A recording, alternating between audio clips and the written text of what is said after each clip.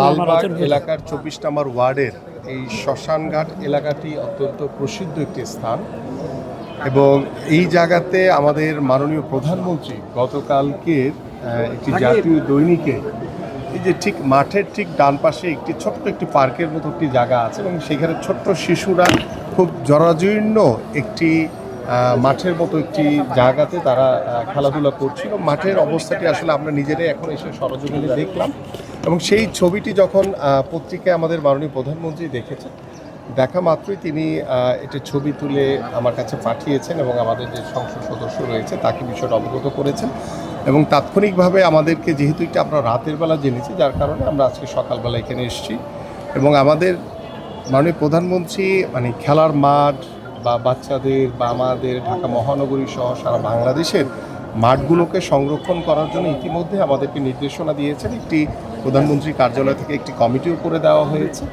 এবং সেখানে আমাদের আরও স্থানীয় সরকার প্রতিমন্ত্রী, আমাদের গৃহায়ণ প্রতিমন্ত্রী সহ আমাদের সচিব পর্যায়ের একটি উচ্চতর একটি কমিটি করা হয়েছে এবং আমরা এরকম ছোট ছোট জায়গাগুলো থেকে শুরু করে আমরা ঢাকা মহানগরীতে এবং সারা বাংলাদেশের বিভিন্ন গ্রামীণ জনপদে, আমরা বিশেষ করে ঢাকা মহানগরীতে 2টি বা 3টি ওয়ার্ডের মাঝখানে একটি বড় আকারের 2 থেকে 3 বিঘা জায়গা বা 3 থেকে 4 বিঘা জায়গা পেয়ে আমরা এই ধরনের মাঠের একটি ব্যবস্থা করতে চাই। পাশাপাশি আপনারা জানেন যে ফুটসাল অত্যন্ত জনপ্রিয় একটি খেলা এবং সেই ফুটসাল বিশেষ করে আমাদের যে জেনজি প্রজন্ম, যারা ইয়াং প্রজন্ম যারা রয়েছে, এই খেলাটি অত্যন্ত পছন্দ করে এবং আমরা সেটি আমাদের লক্ষ্য রয়েছে যে প্রত্যেকটি ওয়ার্ডে ঢাকা মহানগরী আমরা যাতে ছোট ছোট আকারে যাতে ফুটসালের গ্রাউন্ড তৈরি করতে পারি, যাতে আমাদের জেনজি প্রজন্ম যাতে তারা সুন্দরভাবে সেখানে দিনে রাতে যখনই সময় হয় তাদের পড়াশোনার ফাঁকে যাতে তারা এই খেলাটি উপভোগ করতে পারে, সেই জন্য আমরা একটি ব্যবস্থা করব। আমি এই কথাগুলো বলার উদ্দেশ্য হচ্ছে যে আমাদের মাননীয় প্রধানমন্ত্রী স্পোর্টসকে এতটাই গুরুত্ব দিচ্ছে যে তার নজরে যখন গতকালকে একটি জাতীয় দৈনিকে যে ছোট ছোট বাচ্চারা যে দোলনায় দুলছে এবং মাঠের যে দুরবস্থা দেখেছে, সেখানে একদম কি বলে এটাকে কঙ্কর দেওয়া এবং খুবই বাজে একটি অবস্থা দেখলাম, সেইটি তার নজর আসা মাত্রই কিন্তু তিনি আমাকে এবং আমাদের সংসদ সদস্য তাকে অবগত করেছে, যার কারণে কিন্তু আমরা এখানে তাৎক্ষণিকভাবে আজকের এই উপস্থিতি এবং ইতিমধ্যে আমাদের এখানে সিটি কর্পোরেশনের চিফ ইঞ্জিনিয়ার তিনি রয়েছেন এবং তাকে ইতিমধ্যে আমরা বলেছি যে আগামী 7 দিনের ভিতরেই যাতে এই কঙ্করযুক্ত যেই জায়গাটা রয়েছে সেটা যাতে একটু লেভেল করে এবং এখানে যাতে যদি অ্যাস্ট্রোটার্ফ এখানে যদি বসিয়ে দিতে পারি সেখানে, তাহলে আমাদের দেখা যাবে যে এই জায়গাটার যে এলাকার যারা ছোট ছোট বাচ্চারা রয়েছে এবং এখানে কিছু খেলাধুলার কিছু ইনস্ট্রুমেন্ট রয়েছে যেগুলো ছোট বাচ্চারা খেলাধুলা করে, সেই ইনস্ট্রুমেন্টগুলো পরিবর্তন করে দিয়ে সুন্দরভাবে আমরা যাতে আগামী 7 দিনের ভিতরেই যাতে এটিকে সমাপ্ত করতে পারি সে বিষয়ে ইতিমধ্যে নির্দেশনা দেওয়া হয়েছে ইনশাল্লাহ। সো আমরা আশা করি যে আগামী 7 দিন পরে এসে আমরা এই জায়গাটিকে আমরা একটি নতুন রূপে দেখতে পাবো এবং আমরা বিশ্বাস করি যে শুধু আমার এই লালবাগ এলাকা না, ঢাকা শহরের এই ধরনের যেখানে যেখানে আমাদের বাচ্চাদের যে খেলার জায়গাগুলো রয়েছে, যেগুলো আমরা জানি যে অনেক জায়গায় দখল হয়ে আছে, সেগুলো ইতিমধ্যে দখলমুক্ত করার জন্য আমরা আমাদের কার্যক্রম শুরু করেছি এবং যেখানে দেখা যায় যে মাঠগুলো খুব জরাজীর্ণ অবস্থায় রয়েছে, সেগুলোকে কীভাবে আমরা একটি লেভেল তৈরি করে যাতে একটু বাচ্চাদের খেলার জন্য উপযোগী করে দিতে পারি, বাচ্চারা যাতে খেলাধুলা করতে পারে, সেই ব্যবস্থাগুলো আপনাদের কাছেও আমি সহযোগিতা চাই যে ঢাকা মহানগরীতে এরকম যদি আরও কোথাও কোনো জায়গা থাকে সেগুলো আপনাদের আমাদের নজরে আনবেন এবং তাৎক্ষণিকভাবে আমরা আমাদের নিজ নিজ এলাকায় যেখানে যেখানে মাঠের সংস্কার করা দরকার সেটা অগ্রাধিকার ভিত্তিতে আমরা সেই সংস্কারগুলো করে আমরা প্রত্যেকটি এলাকার পাড়া মহল্লার বাচ্চাদের জন্য যাতে একটি খেলার উপযোগী মাঠ তৈরি করে দিতে পারি। আপনি বলছিলেন যে আপনি গণমাধ্যমে দেখার পর প্রধানমন্ত্রী আপনাকে নির্দেশনা দিয়েছেন এবং আপনি এসেছেন, হয়তোবা সব মাঠ ঢাকায় যে মাঠগুলো রয়েছে সব গণমাধ্যমের চোখেও আসবে না, বা আপনার এরকম কোনো পরিকল্পনা নিয়েছেন কিনা বা কোনো লক্ষ্যমাত্রা আছে কিনা যে এতদিনের মধ্যে আমরা পুরো ঢাকার যতগুলো দখলকৃত মাঠগুলো আপনারা উদ্ধার করবেন?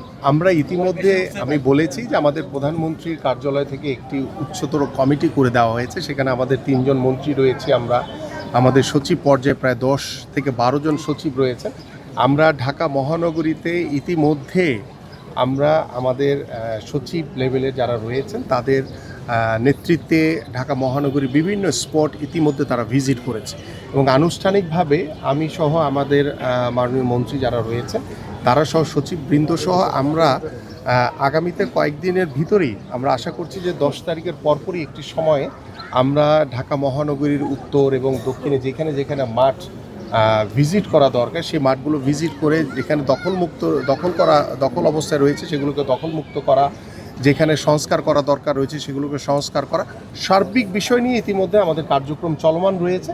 সো যেহেতু আমরা মাত্র শুরু করেছি, সো এটা কোনো নির্ধারিত কোনো টাইম না, এটা সময় লাগবে, বাট আমরা একটি একটি করে আমরা কাজগুলো শেষ করতে চাই। সেক্ষেত্রে আপনাদের গণমাধ্যম যারা রয়েছেন তাদেরও সহযোগিতা চাই, এবং প্রত্যেকটা এলাকার যারা সাধারণ মানুষ রয়েছে, যেমন এইখানে যে বিষয়টি আমাদের মাননীয় প্রধানমন্ত্রী নজরে আসার কারণে কিন্তু আমরা বিষয়গুলো অবগত হয়েছি। সো তিনি পত্রিকার মাধ্যমে জেনে তাৎক্ষণিকভাবে যে নির্দেশনা দিয়েছেন, আমরা বিশ্বাস করি যে আমার প্রত্যেকটি এলাকার সাধারণ মানুষ যারা রয়েছে তা আপনারাও যদি আমার কাছে অবগত করেন, বা আপনাদের স্থানীয় সংসদ সদস্য যারা রয়েছে তাদের কাছে অবগত করেন, বা আমার কাছে যে কোনো মাধ্যমে যদি পৌঁছান, আমি তাৎক্ষণিকভাবে আমাদের স্থানীয় যিনি সংসদ সদস্য এবং আমাদের যে 2 সিটি কর্পোরেশন রয়েছে তাদের সহযোগিতা নিয়ে ঢাকা মহানগরীর মাঠগুলোকে সংস্কার করার জন্য, মাঠগুলোকে উন্মুক্ত করে দেওয়ার জন্য আমরা বদ্ধপরিকর এবং সর্বোচ্চভাবে আমরা অগ্রাধিকার দিয়ে এই কাজগুলো সম্পন্ন করতে চাই। আরেকটি বিষয় আমি একটু উল্লেখ করি যে কিছু কিছু জায়গায় আমি দেখেছি যে অনেকেই বোধহয় স্থানীয়ভাবে বিভিন্ন কিছুর মাধ্যমে মানে দেখা যায় যে এই খেলার মাঠগুলোকে অনেক সময় বন্ধ করে রাখে। সো আমরা সেই জায়গাগুলো উন্মুক্ত করে দিতে চাই, এবং আজকের পরে আমি ইতিমধ্যে বলেছি যে এলাকার যে মাঠগুলো রয়েছে এখানে কোনো কিছু বাধা থাকবে না। এই মাঠগুলো সবাই নিয়মের ভিতরে থেকে এই এলাকার প্রত্যেকটি বাচ্চা থেকে শুরু করে সকল পর্যায়ের তরুণ যুবক যারা মাঠগুলো ব্যবহার করতে চায়, খেলতে চায়, সেগুলো যাতে তারা খেলার সেই সুযোগ পায় সেটা নিশ্চিত করা। পাশাপাশি যেহেতু এগুলো সিটি কর্পোরেশন দ্বারা নিয়ন্ত্রিত, সিটি কর্পোরেশনকে বলেছি যে বাচ্চারা খেলবে, মাঠ নষ্ট হলে সেটা যাতে তাৎক্ষণিকভাবে যাতে সেটা রিপেয়ার করে যাতে সেই আগের রূপে যাতে ফিরে আনতে পারে, সেই ব্যবস্থাও যাতে সিটি কর্পোরেশনের পক্ষ থেকে সার্বিক সহযোগিতার সুযোগ সুবিধা থাকে, সেটাও যাতে সিটি কর্পোরেশন নিশ্চিত করে। ভাইয়া, সেটা হচ্ছে যে আগামী বছর থেকে তো খেলাধুলো বাধ্যতামূলক হচ্ছে চতুর্থ শ্রেণী থেকে, এবং খেলার উপযুক্ত মাঠ দরকার। আমরা দেখেছি যে বিগত সরকারের আমলে কিছু মাঠ দখল করে সেখানে ট্রাক স্টেশন করেছে। আমি এক্সাম্পল দিতে পারি, সেটা হচ্ছে গাবতলীর মাঠ। অলরেডি গাবতলীর মাঠের বিষয়ে ইতিমধ্যে আমি নির্দেশনা দিয়েছি, এবং আমি নিজে ভিজিট করব, এবং সেই মাঠগুলো শুধু গাবতলীর মাঠ না, ঢাকা শহরে যদি আরও এরকম কোনো মাঠ থাকে যেগুলো দখল করা হয়েছে সেগুলোকে দখলমুক্ত করার জন্য আমাদের সরকার বদ্ধপরিকর, এবং আমি ব্যক্তিগতভাবে আমাদের স্থানীয় সংসদ সদস্য যারা রয়েছেন, আমাদের সিটি কর্পোরেশনে যারা রয়েছেন, সবাই কিন্তু আমরা একমত পোষণ করেছি যে আমরা ঢাকা মহানগরীতে যেখানে যেখানে দখলকৃত মাঠ রয়েছে সেগুলোকে দখলমুক্ত করা, এবং যেখানে যেখানে খালি জায়গা রয়েছে আমরা সেগুলোকে খেলার উপযোগী মাঠ তৈরি করার জন্য আমাদের মাননীয় প্রধানমন্ত্রী তিনি ইতিমধ্যে আমাদেরকে নির্দেশনা দিয়েছেন। তার নির্দেশন অনুযায়ী কিন্তু আমরা প্রত্যেকটি কার্যক্রম চলমান রেখেছি। এবং আজকে আপনাদের প্রধান লক্ষ্য হচ্ছে খেলা চালানো, সেই জায়গা থেকে আপনি বারবারই বলেছেন যে যত দ্রুত সম্ভব সব খেলাগুলো চালু করার ক্ষেত্রে। গতকাল বাংলাদেশ ন্যাশনাল টিমের সাবেক একজন ক্রিকেটার যিনি কিনা আপনার উদ্দেশ্য করে একটা কথা বলেছেন যে আসলে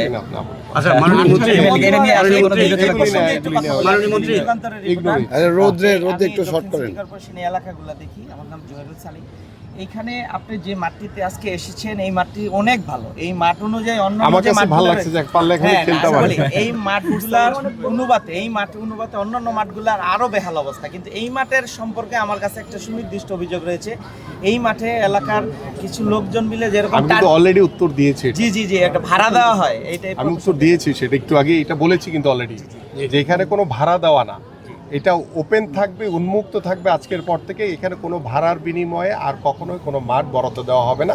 এই এলাকার স্থানীয়ভাবে সিটি কর্পোরেশন যেহেতু এই মাঠগুলো তৈরি করেছে, তাদের নেতৃত্বে এবং এই এলাকার স্থানীয়ভাবে যারা বাচ্চারা থেকে শুরু করে বয়োজ্যেষ্ঠ সবাই যাতে এই মাঠটি খেলার উপযোগী হিসেবে ব্যবহার করতে পারে সে বিষয়ে ইতিমধ্যে নির্দেশনা দেওয়া হয়েছে, এবং আমাদের স্থানীয় সংসদ সদস্য তিনিও আছেন, তিনিও সার্বিকভাবে এই বিষয়গুলো মনিটর করবেন। এবং এই ধরনের মাঠ আমরা ঢাকা মহানগরীতে বিভিন্ন ওয়ার্ডে আমরা করতে চাই। সো আমাদেরকে একটু সময় দেন, ইনশাআল্লাহ আমরা পর্যায়ক্রমে চেষ্টা করছি এই মাঠগুলো করার মাধ্যমে যাতে আমরা স্থানীয়ভাবে সকল খেলোয়াড়দেরকে যাতে আমরা উৎসাহিত করতে পারি।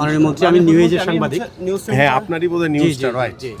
হলো যে এই আপনি কি নিশ্চিত করতে পারতেছেন যে আজকের পর থেকে এই মাঠ সবার জন্য উন্মুক্ত থাকবে? ডেফিনেটলি, আমি তো বলে দিয়ে যাচ্ছি, স্থানীয় সংসদ সদস্য রয়েছেন, আজকের পর থেকে এখানে মানে এই মাঠগুলো ওপেন থাকবে, সবার জন্য খেলবে। আর যদি কেউ ভাড়া দেয় সেক্ষেত্রে আপনি কি অ্যাকশন সেটার জন্য নেবেন? আমরা ব্যবস্থা নিব। এখানে সিটি কর্পোরেশন রয়েছে, স্থানীয় সংসদ সদস্য রয়েছে।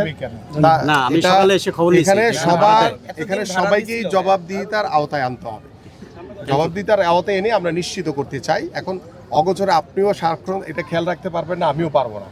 অগোচরে যদি কেউ কিছু করে, যদি আমাদের চোখে দৃশ্যমান হয়, সেটার বিরুদ্ধে অবশ্যই আমরা আইনগত ব্যবস্থা নিই। আমি নিউজ 24 এর একটা কোশ্চেন ছিল, সেটা হচ্ছে যে সরকার সবসময় খেলা নিয়ে সচেতন এবং সেটা আমরা একটা দেখলাম যে সকল খেলাকে কাঠামোর আওতায় আনছে এবং সেটা তার প্রমাণ দেয়। এখন কথা হচ্ছে যে শুটিং ফেডারেশনের যে অনিয়ম অব্যবস্থাপনা, সেটা নিয়ে কি আপনার কতটুকু concern? দ্রুত সময়ের ভিতরে শুটিং ফেডারেশন নিয়ে আমরা কাজ শুরু করছি, সো দ্যাট একটু ধৈর্য ধরেন। আমরা শুটিং ফেডারেশন না, আপনারা জানেন যে সারা বাংলাদেশে আমরা ইতিমধ্যে জেলা ক্রীড়া সংস্থা, উপজেলা ক্রীড়া সংস্থা এবং আমাদের বিভাগীয় ক্রীড়া সংস্থাগুলো ভেঙে দিয়ে আমরা অ্যাডহক কমিটি তৈরি করার মাধ্যমে আমরা 3 মাসের ভিতরে আমরা নির্বাচন নিশ্চিত করবো। ইনশাআল্লাহ নির্বাচিত কমিটি পরবর্তীতে প্রত্যেকটি জেলায়, বিভাগে, উপজেলায় খেলা চালাবে। পাশাপাশি আমাদের যে 51টি ফেডারেশন রয়েছে সেখানেও অ্যাডহক কমিটি রয়েছে, বাট অ্যাডহক কমিটির মেয়াদ উত্তীর্ণ হয়ে গেছে অনেক আগে। বাট আমরা একদম নিচু লেভেল থেকে, মানে আমরা একদম তৃণমূল থেকে শুরু করে আমরা উপরের দিকে আমাদের যে ঢাকার যে ফেডারেশনগুলো রয়েছে সেই কমিটিগুলোকে আমরা পুনর্গঠন করব। সেগুলো পুনর্গঠন করে আমরা নির্বাচনের মাধ্যমে আমরা একটি নির্বাচিত কমিটি প্রতিষ্ঠিত করব। সেই ক্ষেত্রে শুটিং ফেডারেশন থেকে শুরু করে অনেক ফেডারেশন বিষয়ে আমার কাছে কিছু অভিযোগ রয়েছে, সেগুলো আমরা পর্যালোচনা করছি, সেটা পরবর্তীতে আপনারা জানতে পারবেন। জেলা বিভাগের কমিটিটা আসলে কতদিনের মধ্যে হবে? 3 মাসের ভিতরে হয়ে যাবে না, ইনশাআল্লাহ। মানে অ্যাডহক কমিটিটা কতদিনের মধ্যে করবে? আইডো কমিটি অলরেডি আসা শুরু হয়ে গেছে, আমরা সেগুলো অনুমোদন দিয়ে দিব দ্রুত।